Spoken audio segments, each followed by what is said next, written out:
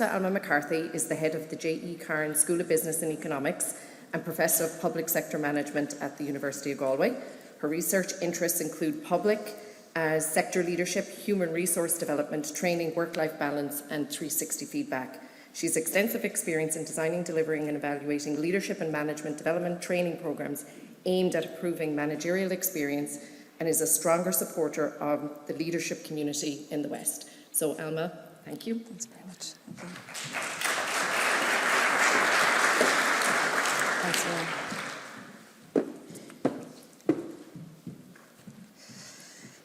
Good morning, everyone, and thanks for the opportunity to speak to the AtlanTec colleagues who organised today. So just make sure that my clicker is working, etc. So it's very nice to be here. I'm heading up the School of Business and Economics here in the University of Galway. There's about 130 staff in the school, between academics and professional staff and researchers. We have about 2,800 students studying across a broad array of undergraduate and postgraduate programmes. So my background as well is human resource management in terms of my academic interests, as Sharon has mentioned there. So as I prepare for today, I suppose I'm drawing together some of the experience I have as a leader of a team myself. And I was in leadership roles before the current role I'm in as well. And also looking at some of the research that we're doing in the HR field here in the university, and also colleagues Sarah and colleagues in UL. And I'm a graduate of UL, so still very much connected with the academic community down there. Just to pull up some of the trends today, talking about attracting, leading and engaging talent. And as Philip has mentioned there, you know, it's very changing and demanding landscape that we're in this context. And I think there's a lot of the time huge expectations of leaders and managers. You know, you have to do your job, you have to achieve the performance and KPIs that are there for the organisation and your unit and team. And then on top of all of that, there's all this leadership sort of requirements as well that are on us to engage our team, recruit good talent, make sure they're effectively engaged and committed and so on and so forth. And after COVID, that seems to be even more demanding, speaking to colleagues and attending various events and conferences as we do.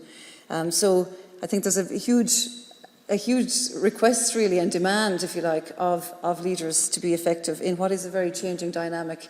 And I'm sure you're engaging on that in these couple of days here, and also as Philip has said and other speakers will speak about.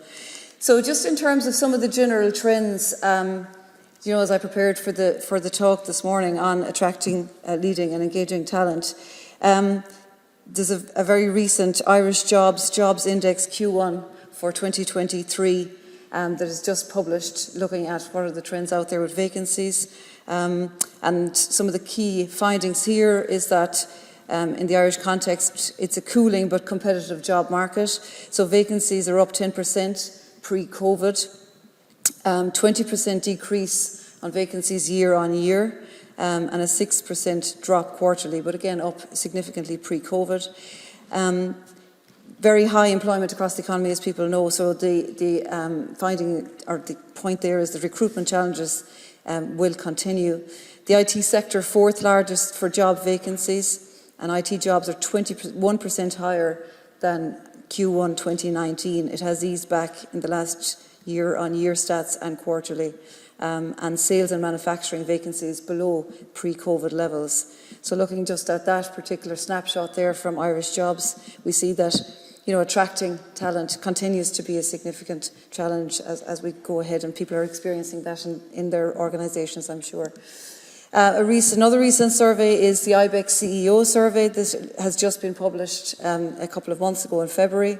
And overall business sentiment remains high among Irish CEOs, despite geopolitical and economic uncertainty.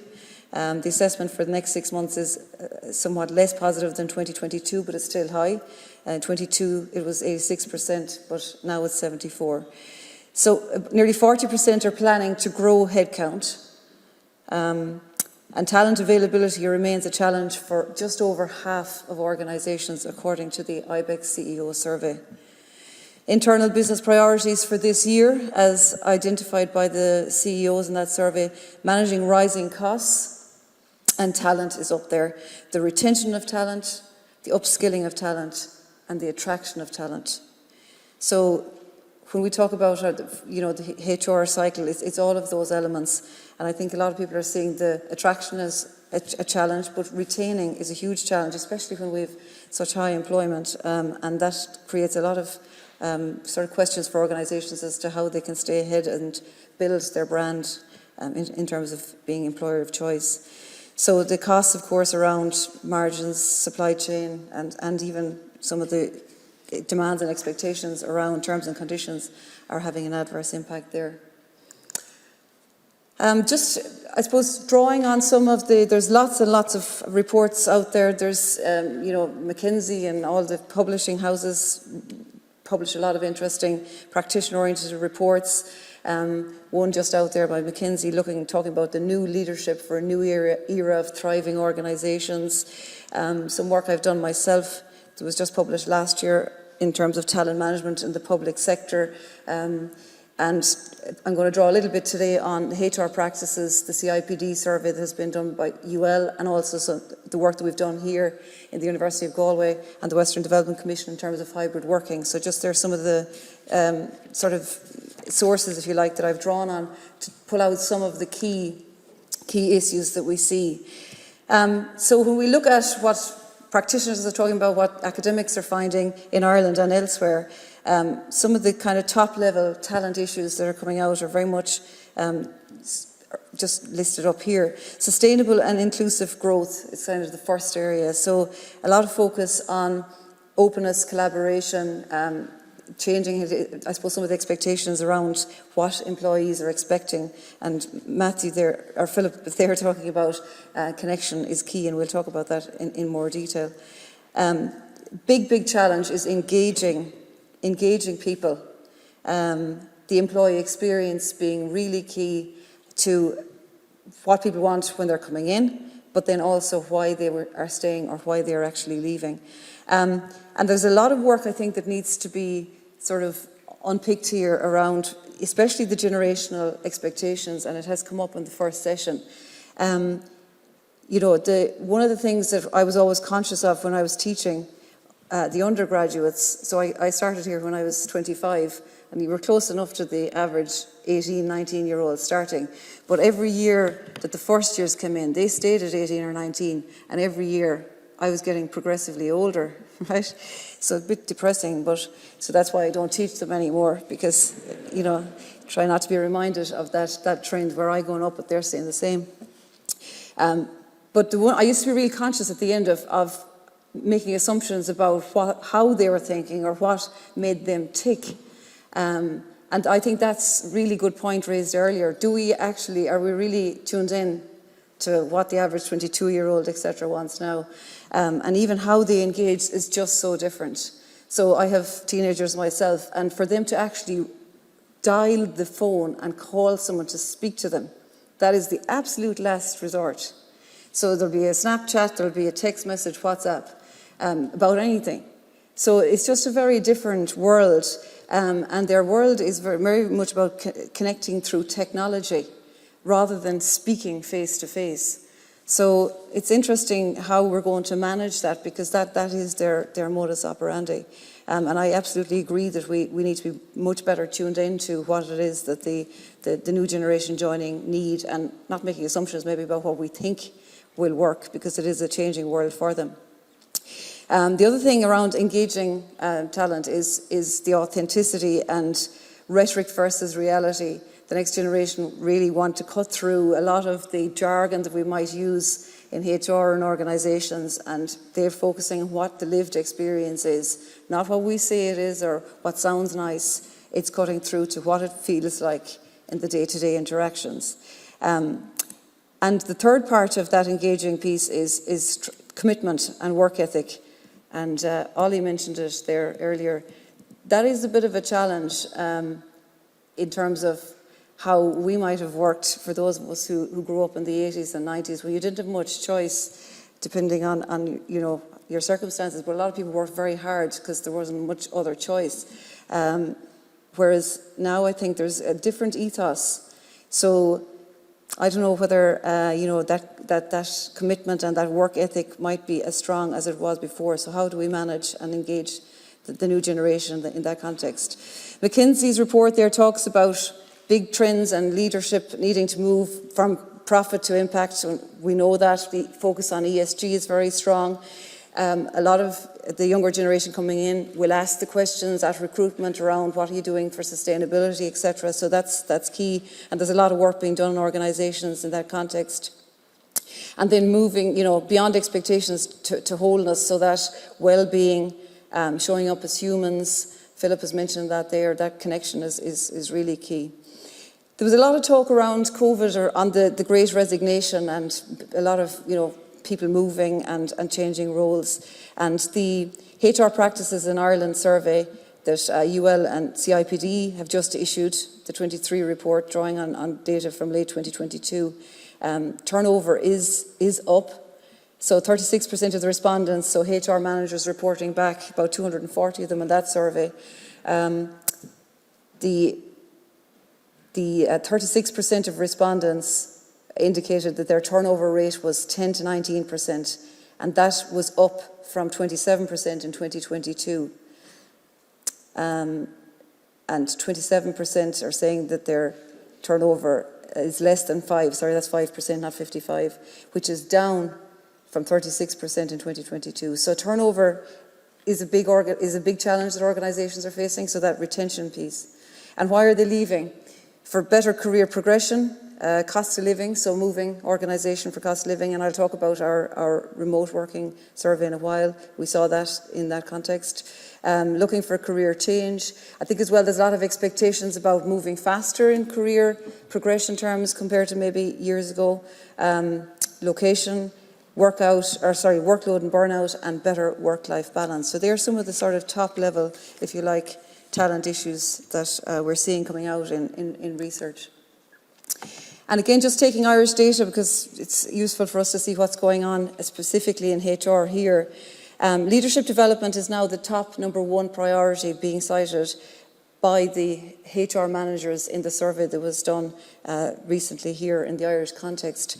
And I think there's a lot of work to be done to help leaders and managers to manage multiple generations that have all different expectations, but also the changing landscape that we're seeing post-COVID with expectations of very different, especially the younger generations joining. The trends in 2022 for HR, what were kind of the key issues that HR managers reported on? Significant competition for experienced talent increased in 2022, and a lot of organisations here would experience that, I know from speaking with colleagues. Talent, much more difficult to retain. So again, attracting but also retaining becoming a key issue, people moving. Hybrid or remote working providing a lot more opportunities for people to move. Organisations had recruited much more diverse workforces in terms of diversity, and also recruited from wider geographies and developing more talent in-house. They were kind of the key focus of HR trends in 2022. And looking ahead to 2023, what is it that HR managers are saying from the survey of about 240 managers across the country? You see here a significant increase, so the yellow lines are what they're focusing on, and you can see the difference between when they answered the survey in 2022. It's going to be a lot more focus on skill needs and developing and upskilling employees. And interestingly, a big focus on investing in employer brand and what it is that your brand is so that you are attractive in terms of going out recruiting people. And then redesigning roles is seen as a big change for 2023 as well. One of the big changes, of course, has been hybrid and remote working, and again, some of the trends here, we see that fully remote jobs vacancies from the Irish Jobs Survey, the Q1 2023 stats, fully remote working from home vacancies have fallen 12%, and that probably is to be expected as things normalise post-COVID. So they're fully remote, but of course we know that hybrid really is very much in play. So most of the employers, the biggest number of employers who are offering fully remote are in Dublin and followed by Cork. Flexibility and work-life balance still top of the average job seekers' agenda. So that's what is coming out very clearly from the research there from Irish Jobs, just published, as I say, flexibility and work-life balance. Interesting IBEX CEO survey, just published in February. Remote working was a concern for only 8% of the CEOs who reported on that. And the CIPD study is saying this hybrid is here to stay. And we have conducted a number of studies here in the university with the Western Development Commission over the last 3 years. So we were 6 weeks into the lockdown back in 2020. We took the pulse, and there was huge interest in our national remote working surveys at the time, and we've repeated them, and we're going to repeat it in 2023 in September, but we're going to focus more on the extent to which people are hybrid working. So because it's not just about whether you'll have an opportunity or not, some of the things we were interested in before, we focus more on the extent to which people hybrid work, how that's going to impact on, how it's impacting on engagement, commitment, turnover intentions. So that survey will launch in September. We'd want to launch it over the summer because people are on key annual leave, etc. So this is an infographic taken from the last survey we did, so you'll see the former university name is up there on the left. So it's an infographic from that time before we rebranded. So over 8,400 respondents to our survey on remote working. And I won't go through everything here, but there was some very interesting statistics, and it's still been borne out in terms of what's happening in terms of hybrid remaining, as we know. So 61% back in just last year when we did the survey were going to work in a hybrid context. And we know that's what's happening for a lot of people. And we know that organisations are having a huge challenge getting people back in. They're slow to want to come back into the office and so on. So I know this graphic, there's a lot going on in it, but you can see the information if you want to delve into it on our website in the University of Galway. Or if you want to contact me, I'm happy to share more information. But what was interesting in the survey, and as I say, a big response rate across the country, was the impact of remote working on some of the decisions employees were making. Now, it is in the context of full employment, and I know that people will say, well, if things weren't as positive as they are, the employer will have more power and more say. But while employment employment rates are very strong, we are seeing the impact of offering hybrid working and meeting those preferences being very important. So, for example, they're just in the middle, in the purple section, the impact of remote working. So we asked, if your remote working or hybrid working preferences weren't being facilitated, would you leave? And there's a lot interesting stats there on they would change job even if it means a pay cut. 1 in 3 said they might, and 30% said they would. So very significant, the importance of hybrid in terms of the offer or the conditions that employees are looking for. And even in terms of the impact on promotion opportunities, people want that flexibility even, and they'll take flexibility and rate that over career promotion opportunities. In most cases, only 30% said no. So again, there's lots there that you can, if you're interested in reviewing it. The loyalty to the employer, 48% said it was really important that their hybrid working preferences were facilitated in terms of their loyalty and commitment to the organisation. And at that point, 27% had changed job since COVID, and 47% of those said that remote working, hybrid working was a key factor. So lots of interesting stats in that. We know that doesn't come without challenges.